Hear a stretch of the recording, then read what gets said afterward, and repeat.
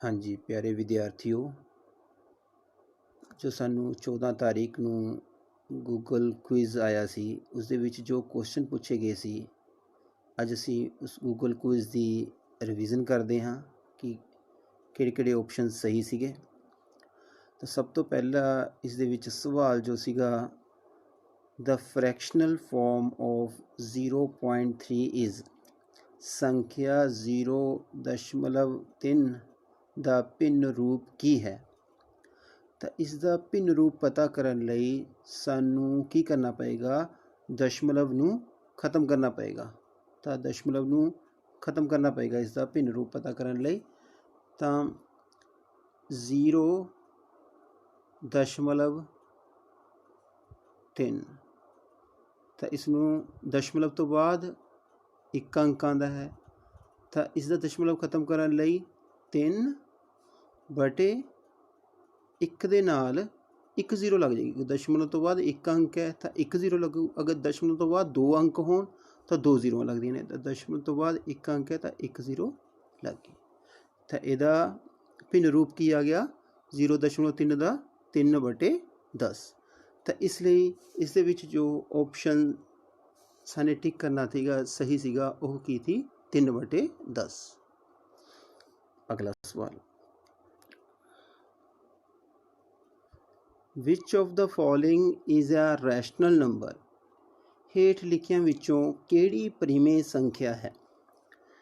इसका आंसर देने लई सानू सब तो पहला ये पता होना चाहिए कि परिमेय संख्या हुंदी की है। तो सब तो पहला असी ये परिमेय संख्या हुंदी की है।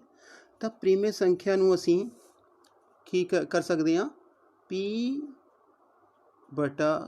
की फॉर्म दे विच लिख सकते हैं। P/Q की फॉर्म P अते Q संपूर्ण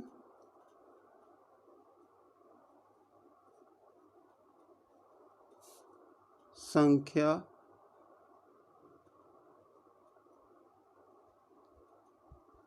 हुंदी है। P अते Q की हुंदी है अते Q 0 के बराबर नहीं होता। कोई भी अगर परिमेय संख्या है तो उसनू P/Q की फॉर्म दे विच लिखिया जा सकता है। P अते Q की होएगा उत्थे संपूर्ण संख्या होएगी अते Q 0 के बराबर नहीं होएगा। तो इत्थे आपां देखदे हां, वर्गमूल 5 है। वर्गमूल 5 नू असी P/Q की फॉर्म च लिख सकते हैं। P/Q की फॉर्म दे विच लिखता, लेकिन P की है कि एक संपूर्ण संख्या नहीं है। तो इसलिए यह परिमेय संख्या नहीं है, ये एक अपरिमेय संख्या है। तो असी की पता करना है, परिमेय संख्या पता करनी है। तो ये ऑप्शन सही नहीं है। नैक्सट, वर्गमूल 3। वर्गमूल 3 इन भी असी वर्गमूल 3/1 लिख सकते हैं, लेकिन फिर P है जिहड़ा ओह संपूर्ण संख्या नहीं है। तो इसलिए ये भी ऑप्शन सही नहीं होना। वर्गमूल 4। वर्गमूल 4 की गल करिए, इसनू असी वर्गमूल 4/1 लिख लांगे। फिर 4 नू असी लिख सकते हैं 2 गुना 2/1। तो ये वर्गमूल चो बाहर आ जाऊगा 2/1। तो इसनू P/Q की फॉर्म में लिख लिया, और जिथे P अते Q की ने संपूर्ण संख्या ने। तो इसलिए यह जिहड़ी है वर्गमूल संख्या है। तो असी इस दे उपर टिक कर देंगे कि सी ऑप्शन सही है। आगे डी ऑप्शन, ये भी एक अपरिमेय संख्या है। Next, the LCM of 2 number is the smallest common multiple. दो संख्यावां दा लल्ला ससा वावा छोटे तो छोटा साझा गुंज हुंदा है। बिल्कुल सही है ऑप्शन। तो इसनू असी ट्रू लिखांगे। Next, the HCF of 2 consecutive prime number is. दो लगातार अभाज संख्यावां दा मम्मा ससा वावा की हुंदा है। ਤਾਂ ਆਪਾਂ ਇੱਕ ਉਦਾਹਰਨ ਦੁਆਰਾ ਸਮਝਦੇ ਹਾਂ। ਤਾਂ ਕੰਜ਼ਰਵੇਟਿਵ ਤੁਸੀਂ ਸਮਝੋ ਨਾਲ ਲੱਗਦੇ, ਜਿਵੇਂ 2 ਅਤੇ 3 ਹੈ ਜਿਹੜਾ ਉਹ ਨਾਲ ਲੱਗਦੇ ਅਭਾਜ ਗੁਣਨਖੰਡ ਨੇ, 3 ਅਤੇ 5 ਵੀ ਨਾਲ ਲੱਗਦੇ ਅਭਾਜ ਗੁਣਨਖੰਡ ਨੇ। ਤਾਂ ਆਪਾਂ ਇਹਦੀ ਇੱਕ ਐਗਜ਼ਾਮਪਲ ਲੈ ਲੈਂਦੇ ਹਾਂ ਕਿ 2 ਤੇ 3, ਤਾਂ ਇਹਨਾਂ ਦਾ ਮਮਾ ਸੱਸਾ ਵਾਵਾ ਕੀ ਹੋਊ, ਕਿਉਂਕਿ ਇਹਦੇ ਵਿੱਚ ਕੋਈ ਵੀ ਸਾਂਝਾ ਗੁਣਨਖੰਡ ਨਹੀਂ ਹੈ, ਕੋਈ ਵੀ ਸਾਂਝਾ, ਇੱਕ ਤੋਂ ਇਲਾਵਾ ਕੋਈ ਵੀ ਸਾਂਝਾ ਗੁਣਨਖੰਡ ਨਹੀਂ ਹੈ। ਤਾਂ ਇਸ ਦਾ ਮਮਾ ਸੱਸਾ ਵਾਵਾ ਕੀ ਹੋਏਗਾ, 1 ਹੋਏਗਾ। ਤਾਂ ਇਸ ਦਾ ਮਮਾ ਸੱਸਾ ਵਾਵਾ ਕੀ ਹੋਏਗਾ, 1 ਹੋਏਗਾ। 1 ਦੇ ਉੱਪਰ ਆਪਾਂ ਅਗਲਾ ਸਵਾਲ, what is the LCM of 3 and 4? 3 ਅਤੇ 4 ਦਾ ਲੱਲਾ ਸੱਸਾ ਵਾਵਾ ਕੀ ਹੈ? ਤਾਂ ਇਸ ਨੂੰ ਆਪਾਂ ਧਿਆਨ ਨਾਲ ਦੇਖਣਾ ਹੈ। ਤਾਂ ਪਹਿਲਾਂ ਆਪਾਂ ਕੀ ਕਰਨਾ, ਇਹਦਾ ਮਮਾ ਸੱਸਾ ਵਾਵਾ ਕੱਢ ਲੈਂਦੇ ਹਾਂ ਇਸ ਸਵਾਲ ਨੂੰ। 3 ਦੇ ਅਭਾਜ ਗੁਣਨਖੰਡ ਕੀ ਆ ਜਾਣਗੇ, 3 ਹੀ ਆ ਜਾਊਗਾ। ਔਰ 4 ਦੇ ਕੀ ਆ ਜਾਣਗੇ, 2 ਗੁਣਾ 2 ਅਭਾਜ ਗੁਣਨਖੰਡ ਬਣਾ ਲਏ। ਤਾਂ ਇਹਦੇ ਵਿੱਚ 1 ਤੋਂ ਇਲਾਵਾ ਕੋਈ ਸਾਂਝਾ ਗੁਣਨਖੰਡ ਨਹੀਂ ਹੈ, ਤਾਂ ਇਹਦਾ ਮਮਾ ਸੱਸਾ ਵਾਵਾ ਕੀ ਆ ਜਾਏਗਾ, 1 ਆ ਜਾਏਗਾ। ਜੇਕਰ ਕਿਸੇ ਦੋ ਸੰਖਿਆਵਾਂ ਦਾ ਮਮਾ ਸੱਸਾ ਵਾਵਾ 1 ਆ ਜਾਂਦਾ ਹੈ ਤਾਂ ਉਹਦਾ ਲੱਲਾ ਸੱਸਾ ਵਾਵਾ ਕੀ ਹੋਏਗਾ, ਉਹ ਦੋਨੋਂ ਸੰਖਿਆਵਾਂ ਦੀ ਗੁਣਾ ਹੋਏਗੀ। ਜਿਵੇਂ ਕਿ ਇੱਥੇ 3 ਗੁਣਾ 4, ਤਾਂ ਕੀ ਆ ਜਾਏਗਾ, 3 ਗੁਣਾ 4 12। ਤਾਂ ਇੱਥੇ ਆਨਸਰ ਕੀ ਆ ਜਾਣਾ, 12। ਤਾਂ ਆਪਾਂ ਨੇ ਹਮੇਸ਼ਾ ਧਿਆਨ ਰੱਖਣਾ ਹੈ ਕਿ ਅਗਰ ਦੋ ਸੰਖਿਆਵਾਂ ਦਾ ਮਮਾ ਸੱਸਾ ਵਾਵਾ 1 ਹੋਵੇ ਤਾਂ ਉਹਦਾ ਲੱਲਾ ਸੱਸਾ ਵਾਵਾ ਦੋਨੋਂ ਸੰਖਿਆਵਾਂ ਦੀ ਗੁਣਾ ਹੁੰਦੀ ਹੈ। ਅਗਲਾ ਸਵਾਲ, which of the following is not A rational number? ਕਿ ਇਨ ਹੇਠ ਲਿਖਿਆਂ ਵਿੱਚੋਂ ਕਿਹੜੀ ਪ੍ਰੀਮੇ ਸੰਖਿਆ ਨਹੀਂ ਹੈ? ਆਪਾਂ ਨੇ ਪ੍ਰੀਮੇ ਸੰਖਿਆ ਨਹੀਂ ਹੈ ਉਹ ਪਤਾ ਕਰਨੀ ਹੈ।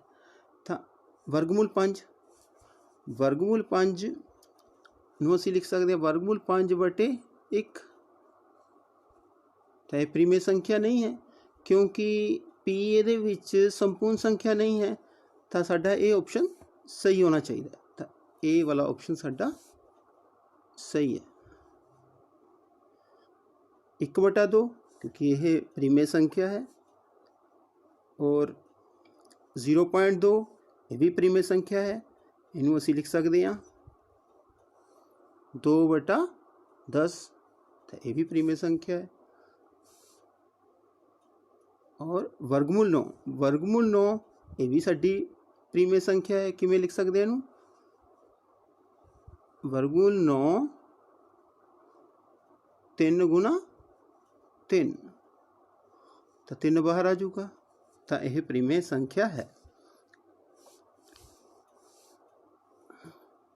ਅਗਲਾ ਸਵਾਲ, is the following number are rational number? ਕੀ ਹੇਠਾਂ ਦਿੱਤੀ ਸੰਖਿਆ ਇੱਕ ਪ੍ਰੀਮੇ ਸੰਖਿਆ ਹੈ? ਵਰਗਮੂਲ 5 ਹੈ। ਵਰਗਮੂਲ 5 ਨੂੰ ਅਸੀਂ ਕਿਵੇਂ ਲਿਖਦੇ, ਵਰਗਮੂਲ 5/1। ਤਾਂ ਵਰਗਮੂਲ 5 ਇੱਥੇ ਸੰਪੂਰਨ ਸੰਖਿਆ ਨਹੀਂ ਹੈ, ਤਾਂ ਇਸ ਲਈ ਇਹ ਪ੍ਰੀਮੇ ਸੰਖਿਆ ਨਹੀਂ ਹੈ, ਇਹ ਇੱਕ ਅਪ੍ਰੀਮੇ ਸੰਖਿਆ ਹੈ।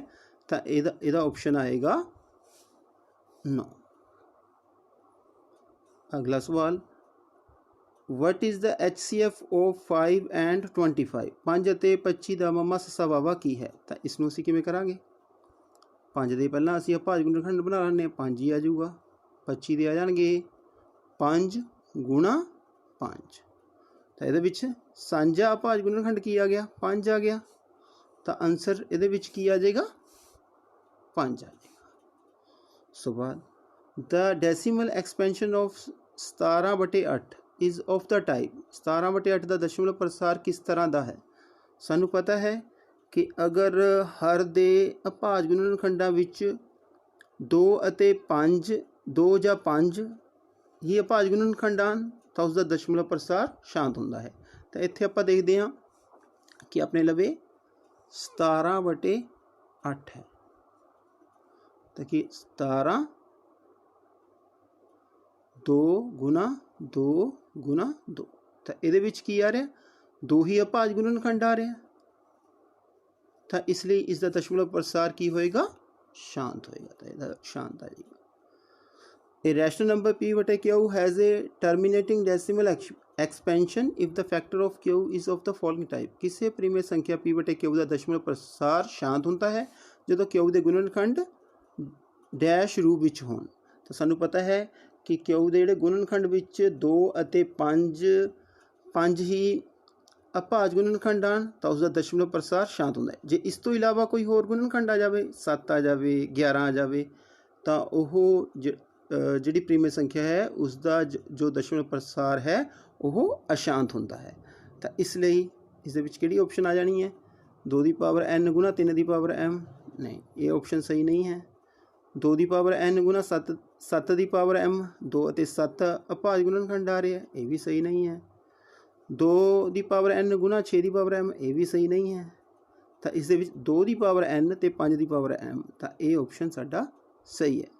ਤਾਂ ਇਸ ਤਰ੍ਹਾਂ ਅਸੀਂ ਇਹ ਸਾਰੇ ਸਵਾਲ ਕਰਨੇ ਸੀਗੇ। Thank you.